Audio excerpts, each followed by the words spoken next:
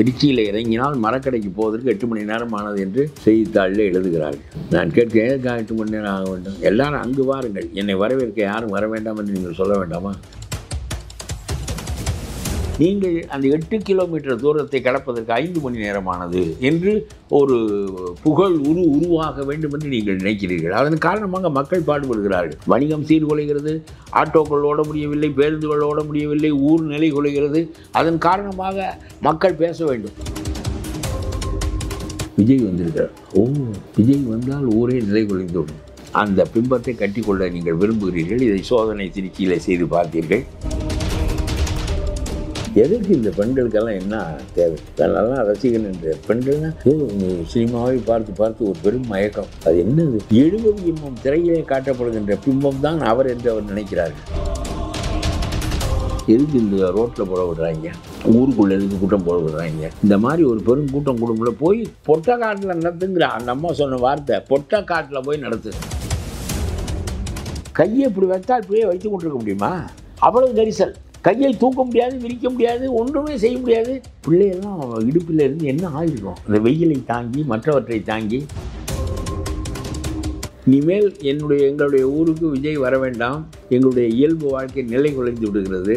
ஆகவே நீங்கள் டிவியிலேயும் பேசுங்கள், நாங்கள் பார்த்து கொள்கிறோம் என்று ஒவ்வொரு ஊரும் சொல்ல போகிறார்கள் என்று சொன்னேன். இன்றைக்கும் பாருங்கள், ஒரு நடிகரை பார்ப்பதற்காக 40 பேர் சாகிறார்கள் என்றால் நாம் இன்னும் வளர்ச்சியடையவில்லை என்பதுதான் பொருள். இப்போ நேற்று பார்த்தீங்கன்னா கரூரில் ஒரு துயர சம்பவம் நடந்திருக்கு. இது யார் காரணம் இருக்குன்னு நினைக்கிறீங்க? அதாவது என்னுடைய கருத்து, பல பேர் பல கருத்துக்களை சொல்லுகிறார்கள். போலீஸ் சிறப்பில் சொல்லுகிறார்கள், சின்ன இடங்களையெல்லாம் கேட்டார்கள், அந்த இடமெல்லாம் சரியாக வராது என்று சொன்னோம். ஒரு தலைவர் கூட்டம் நடத்திய இடம் இது. இவர்கள் ஊருக்குள் கூட்டம் நடத்த வேண்டும் என்று சொல்லுகிற காரணத்தினால் இதை தவிர வேறு வழி இல்லை. ஆகவே அதை கொடுத்தோம் என்று சொல்லி போலீஸ் சொல்லுகிறது. ஆகவே போலீஸ் அங்கே இல்லாமல் இல்லை. இதெல்லாம் விஜயினுடைய மனப்பான்மையிலே என்ன இருக்கிறது என்றால், அந்த ஊர் தன்னுடைய வருகையினால் நிலை குலைந்து விட வேண்டும், நாளாசரி பணிகளெல்லாம் நின்று விட வேண்டும். அந்த ஊர் முழுவதும் ஒரு பேச்சு தான் இருக்க வேண்டும். ஏன் ஆட்டோ ஓடவில்லை? ஏன் பேருந்து அந்த பக்கமாக போகவில்லை? என்ன, ஏன் கடைத்தறி இயங்கவில்லை என்று பல பேர் ஒவ்வொருவரும் விஜய் வருகிறார், விஜய் வருகிறார். விஜய் வருகின்ற காரணத்தினால், பெருங்கூட்டம் இங்கே கூடுகின்ற காரணத்தினால் இந்த ஊர் நிலை குலைந்தது என்கின்ற ஒரு பிம்பத்தை உருவாக்கி கொள்ள அவர் விரும்புகிறார். அவர் கருத்துக்களின் அடிப்படையில் தன்னுடைய கட்சியை கட்ட முடியும் என்பதை விட, தன்னுடைய கூடுதல் பலமான அந்த பிம்பம், கூட்டம் கூட்டுகின்ற பிம்பம், அதன் வழியாக தன்னுடைய கட்சியை வெற்றிக்கு எடுத்து செல்ல முடியும் என்று அவர் கருதுகிறார். அது முடியுமா என்பது வேறு காலம்தான் சொல்ல வேண்டும். ஆகவே நீங்கள் எவ்வளவு ஆழமுடைய மனிதராக இருக்கிறீர்கள், எத்தகைய கொள்கைகளை முன்வைக்கிறீர்கள், அது மாற்றத்தை ஏற்படுத்துமா என்று ஓட்டு போடுகின்ற போது யோசிப்பான்.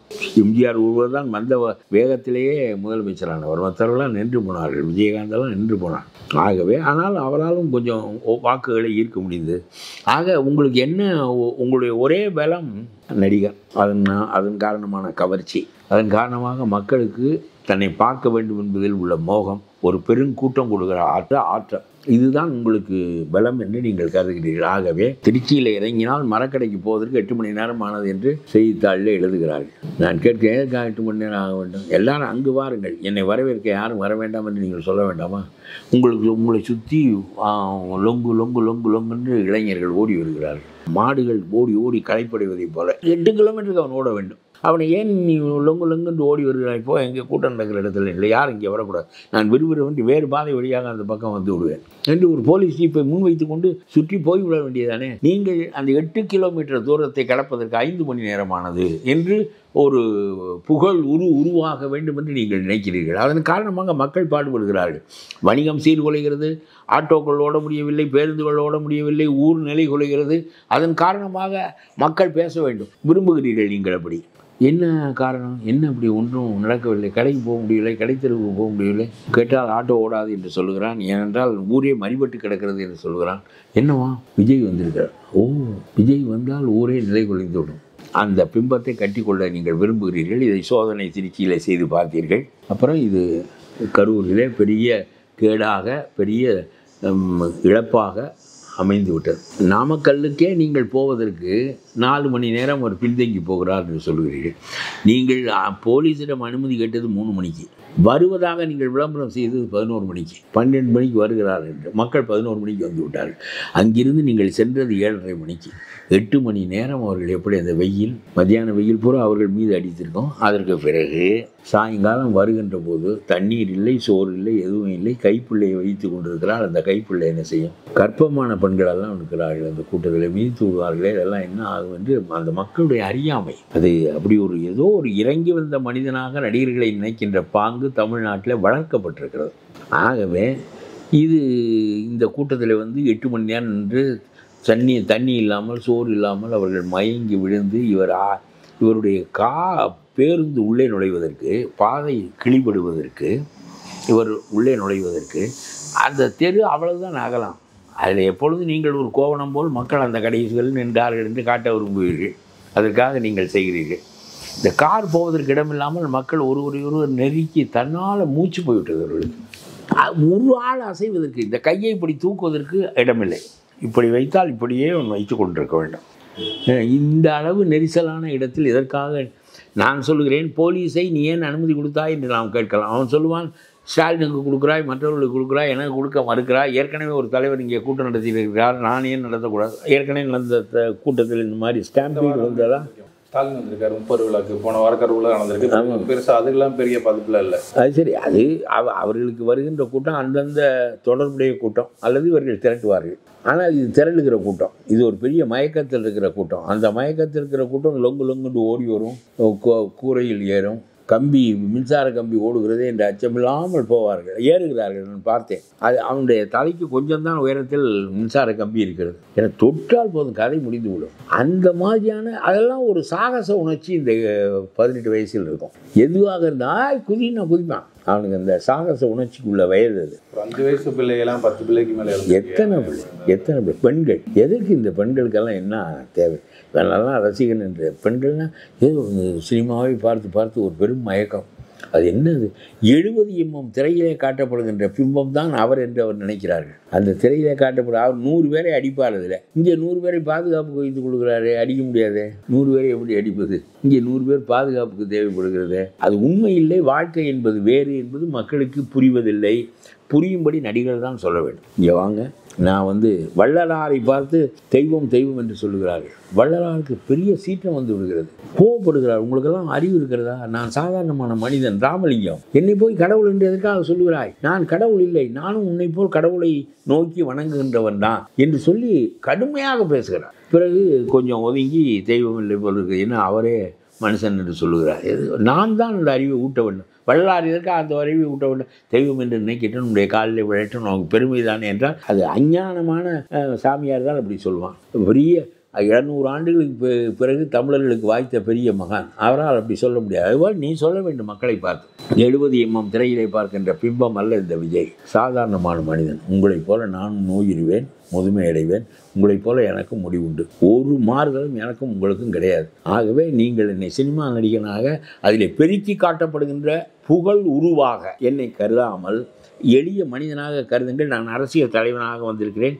பேய்த்தனமாக எந்த காரியத்தையும் செய்யாதீர்கள். நாம் சொல்லுகின்ற கருத்துக்களை வாங்கி கொண்டு அதற்கேற்ப நாட்டின் போக்கை மாற்றுவோம் என்று சொன்னால் அது பெருமையான பேச்சு. இப்போ கரண்ட் கட் ஆகிருக்கு, நிறைய இதுதான் நடந்திருக்குன்றாங்க. அதை எப்படியா பார்க்குறீங்க? தடியில் எடுத்திருக்காங்க. இல்லை கரண்டெல்லாம் கட் ஆகுதுக்கு அவர் சொல்கிறார்கள். ஒயர் மேலெல்லாம் ஏறுகிறான், தந்தி கம்பத்தின் மீது ஏறுகிறான், அடிபட்டு செத்து விடுவானோ என்று ஒரு பக்கம் முயன்றால் பிறகு நெறிபட்டு சாகிறார்கள். அடிபட்டு சாவானோ என்று அஞ்சி அவர்கள் சில சமயங்களில் மின்சாரத்தை நிறுத்தினால் இவர்கள் நெறிபட்டு சாகிறார்கள். ஆகவே நான் சொல்லுவேன், ஒரு 60 வயது அம்மா பிரமாதமாக ஒரு பேட்டி கொடுத்தார்கள். இந்த அம்மா சொன்னார்கள், என் பேத்தனமாக இந்த இடத்துல தான் என் வீடு இருக்குது, அவ்வளோ பேருக்கும் தண்ணி நான் தான் கொடுத்தேன். தண்ணினா ஒரு 10 குடம் கொடுத்துருப்பேன். அது கூட்டம் அவ்வளோ பெரிய கூட்டம். எதுக்கு இந்த ரோட்டில் போட விடுறாங்க? ஊருக்குள்ளே எதுக்கு கூட்டம் போட விடுறாங்க? இந்த மாதிரி ஒரு பெரும் கூட்டம் குடும்பல போய் பொட்டக்காட்டில் நடத்துங்கிற அந்த அம்மா சொன்ன வார்த்தை, பொட்டக்காட்டில் போய் நடத்து. வெறும் பொட்டல், அங்கே யாரும் இருக்க மாட்டாங்க. விலகி போகலாம். நெரிசல். கையை இப்படி வைத்தால் இப்படியே வைத்து கொண்டிருக்க முடியுமா? அவ்வளவு நெரிசல். கையை தூக்க முடியாது, விரிக்க முடியாது, ஒன்றுமே செய்ய முடியாது. பிள்ளையெல்லாம் இடுப்பில் இருந்து என்ன ஆகிருக்கும்? அந்த வெயிலை தாங்கி மற்றவற்றை தாங்கி, இதெல்லாம் ரொம்ப கொடுமை. அதனால் நம்ம சொன்னது தான் சிறந்த யோசனை. இருக்கு நீ கமிஷனெல்லாம் போட்டு நம்ம தீர்வு கேட்க வேண்டியதில்லை. இந்த மாதிரி பேய்த்தனமான கூட்டம் கூடுகிறவர்கள் அவர்கள் அரசியலுக்கு வருகிறார்கள், ஆட்சிக்கு வருகிறார்கள், வராமல் போகிறார்கள், அவருக்கு அறிவோடு பேசுகிறார்கள், இல்லை மாறாக பேசுகிறார்கள் என்பதெல்லாம் நமக்கு முக்கியமில்லை. நான் சொல்லுகிறேன், அந்த அம்மா சொன்னது போல் இந்த மாதிரியான ஒரு கூட்டம் நடத்துகின்ற ஒரு மனிதனை இந்த மாதிரி ஊர்வலம் நடத்துவதற்கு ஊருக்குள் ஊர்வலமாக வரவிடாமல், ஊருக்குள் கூட்டம் நடத்தி ஊரை மறிக்காமல் பொட்டக்காட்டில் போய் நடத்த சொல்லுங்கள். பார்க்குறவன் போய் பார்க்கட்டும், கேட்கிறவன் கேட்கட்டும். இதான் இதுக்கு தீர்வு. அவ்வளோதான். இப்போ இதனால தான் ரஜினி அரசியலுக்கு வரலையா இந்த மாதிரி காரணம்? ஆமாம், ரஜினி இதெல்லாம் ஒரு பெரிய இது. அவர் ஒரு அவதாரம். இப்போ எதனால் வருகிறாள், நம்பிக்கை இருக்கிறவன் வருகிறான், நம்பிக்கை இல்லாதவன் போகிறான். இதெல்லாம் எல்லாருக்கும் ஒரு கூட்டம் இருக்கிறது. அந்த கூட்டத்தை பயன்படுத்தி பார்த்திருக்கலாம். அதுக்கெல்லாம் ஒரு முயற்சி வேண்டும். இந்த பிம்பம் ஒன்றுதான் உதவும் என்று நினைக்கின்ற பாங்கு இருந்தால் உங்களுக்கு அரசியல் சிந்தனை வராது. நீட் தேர்வை ஒழிக்க வேண்டும், ஏன் நீங்கள் ஒழிக்கவில்லை என்று கேட்கிறார். நீட் தேர்வு ஒழிந்து விட்டது என்று வைத்துக்கொள்வோம். நீட் தேர்வு நேர்மையாக நடக்கிறது, ஒரு ஆணையம் நடத்துகிறது. அதில் ஒன்றும் காசும் இல்லை, பணமும் இல்லை, லஞ்சமெல்லாம் கொடுப்பதில்லை. நீ எஸ்எஸ்எல்சி +2 படித்தவனாலும் நேரடியாக மருத்துவக் கல்லூரிக்கு வரலாம் என்றால் ஆடி தீர்த்து விடுவாயே நீ. அந்த சந்தையில் 1000 கோடி ரூபாய் சந்தை இல்லது. பிறகு எவன காசு வாங்கியிருக்கிறியோ அவனுக்கு மார்க்கு கூட போடுவாய். உன் கையில் தானே எல்லாம் இருக்குது. இந்த இடம் சனியெல்லாம் இல்லாமல் அவன் நேர்மையாக நடத்தி கொண்டிருக்கிறான். உண்மையான தகுதி பெற்றவன் போகட்டும். சாதாரணமான மனிதர்கள் போவதற்கு எடப்பாடி ஒரு நல்ல வழி கண்டுபிடித்து கொடுத்தார். 7.5% மாணவர்கள், ஏழை மாணவர்கள், இவர்களுக்கு ஒதுக்கப்பட்ட கோட்டாவுக்குள் அவர்கள் இடம்பெறுவார்கள் என்று சொல்லி. அதனால் சொல்லுகிறேன், சும்மா இவருக்கு என்ன, அவர்கள் பேசுவதை இவரும் பேசுவார். இப்பொழுது அவர் ஒன்று சொல்லுகிறார், அதாவது நான் பிஜேபியும் திமுகவும் ஒன்று, திமுகவுக்கு போடுகிற ஓட்டு பிஜேபிக்கு போடுகிற ஓட்டு. இது எதுக்காக சொல்லுகிறான்றது இல்லை. முஸ்லீம்களும் கிறிஸ்தவர்களும் அவருக்கு போட வேண்டாம் என்பதற்காக திமுகவுக்கு போடுவதே பிஜேபிக்கு போடுவது போல என்று அவர் கருதுகிறார் என்று சொன்னால் அது போல என்று சொல்வது வேறு. இதுக்கு போடுவது அதுக்கு போய்விடும் என்பது போல அவர்கள் தான் அதனால் பயனடைவார்கள் என்பது சரியான போக்கில்லை. ஆகவே அரசியலை அவர் பி டீம் என்கிறார். அதிமுகவையும் இவர்களையும். இதெல்லாம் இவர் தான் இப்போ பி டீமாக இருக்கிறார்.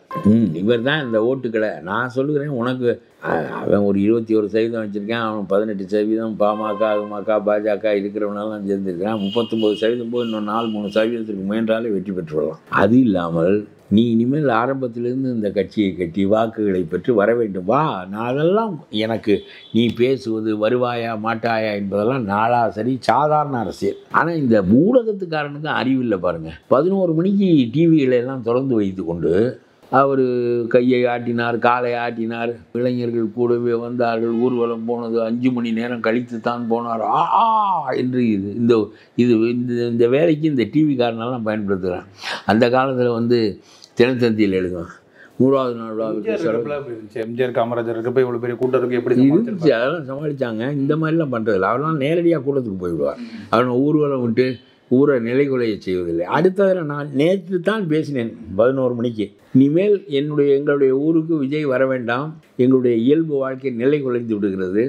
ஆகவே நீங்கள் டிவியிலேயே பேசுங்கள், நாங்கள் பார்த்து கொள்கிறோம் என்று ஒவ்வொரு ஊரும் சொல்ல போகிறார்கள் என்று சொன்னேன். ஏனென்றால் இப்படி சாவு வரும், கூட்டம் வரும், பேய்த்தனமாக எல்லாம் செய்வார்கள் என்கின்ற கட்டத்தில் அவன் ஒவ்வொரு ஊருக்காரனும் தீர்மானம் போட்டு அனுப்புவான். இது வரும், நீ வர வேண்டாம், நாங்கள் டிவியிலே பார்த்து கொள்கிறோம், எங்களுடைய ஊர் நிலை குலைந்து விடும் என்று அவன் சொல்லுவான்.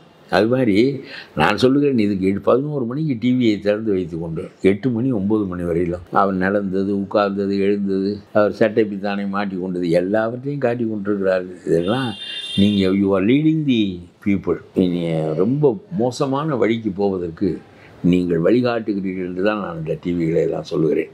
ஏனென்றால் இப்போ நீங்கள் இது வேறு, அவர்கள் இதை நேற்று காலையிலிருந்து திறந்து வைத்திருக்கார்கள். அந்த பழைய காலத்தில் நான் பார்த்துருக்கேன், 100வது நாள் விழாவுக்கு சரோஜாதேவி வருவார், தினத்தந்தியில் எழுதுவான். அவர் சிவப்பு பட்டுப்புடவை அணிந்திருந்தார், சிவப்பு ரவுக்கு அதற்கு மேட்சாக அணிந்திருந்தார், அதுக்கு தோதாக அவர் மஞ்சள் நிற கனகாம்பரம் தலையில் சூடியிருந்தார். ரசிகர்களை எல்லாம் பார்த்து கையாட்டினார், ரசிகர்களெல்லாம் விசிலடித்தார்கள். இவளுக்கு பெரிய கதை எழுதுவேன். இதை படிப்பதற்கு தான் அந்த காலத்து அறிவு இருந்துச்சு. அவன் அந்த பத்திரிக்கையை அதை முடிவு செய்து கொண்டான், இந்த அறிவுடைய மக்களுக்கு இதைத்தான் நம்ம சொல்லணும். அப்புறம் படிப்பு வளர்ந்தது, இப்பொழுது கொஞ்சம் மாறி இருக்கிறது, அப்படி ஒன்றும் பெரிதாக மாறவில்லை.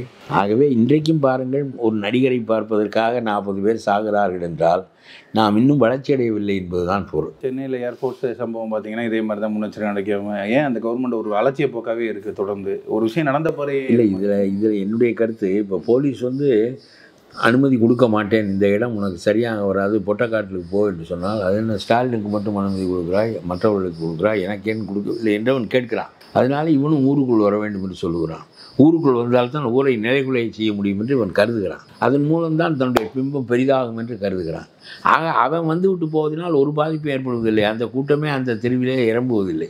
மரக்கடை, திருச்சி மரக்கடையில் நான் எத்தனையோ தடவை பேசியிருக்கிறேன். சாதாரணமான அரசியல் கூட்டம் நடத்துவதற்குரிய இடம். இவரை கொண்டு போய் அந்த இடத்துல போட்டால் என்ன ஆகும்? சுற்றுப்புறமெல்லாம் நிலை குலைந்து விடும். உன்னை பார்ப்பதற்கு தானே வருகிறார்கள், நீ பேசுவதனால் என்ன பயன் இருக்கிறது என்று அவர்களுக்கு போய் சேர்கிறதா என்று எனக்கு நம்பிக்கை இல்லை.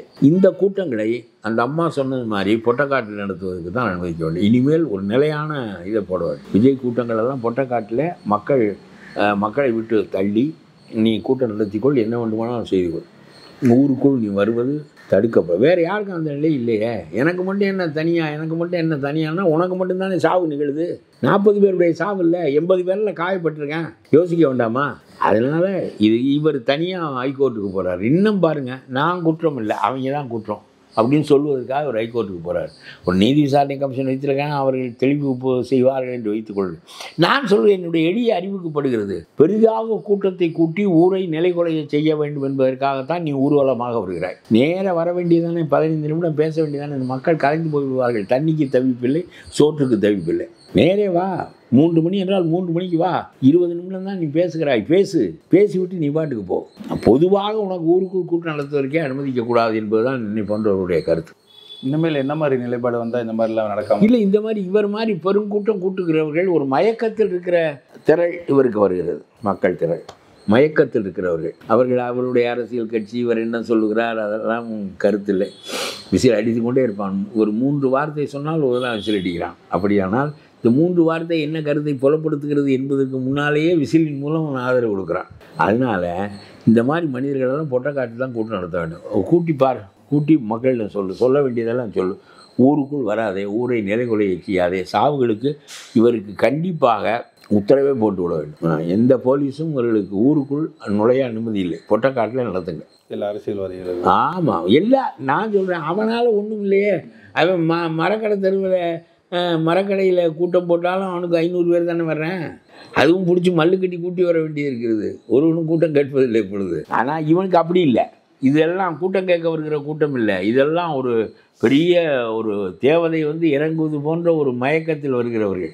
ஆகவே இவர்களால் அந்த ஊர் சீர்குலையும். இவர்களில் பல பேர் இறந்து போவார்கள். சாதாரணமான மக்கள், கைப்பிள்ளைகள், கர்ப்பிணி பெண்கள் எல்லாரும் இறக்கிறார்கள். ஆகவே நீ ஊருக்கு வெளியே தள்ளு. மற்றவர்களுக்கு அந்த விதி பொருந்தும் என்று சொல்ல முடியாது, இவர்களுக்கு. அதான் என்னுடைய கருத்து. இந்த சாவுகளுக்கெல்லாம் நேரடியாக இல்லாவிட்டாலும் உன்னுடைய பிம்பம் கட்டுகிற ஆசையினாலே தான் இந்த ஊரை நிலைகுலைய செய்ததாக பேச்சு வர வேண்டும் என்கின்ற உன்னுடைய மனப்போக்கின் அடிப்படையில் தான் இந்த சாவுகள் நிகழ்கின்றன. இந்த அற்பமான பிம்பம் கட்டுகிற ஆசைகளுக்கெல்லாம் மனித உயிர்கள் பறிபோவது என்பது நல்லதில்லை. நாட்டுக்கு ரொம்ப கேடான ஒன்று.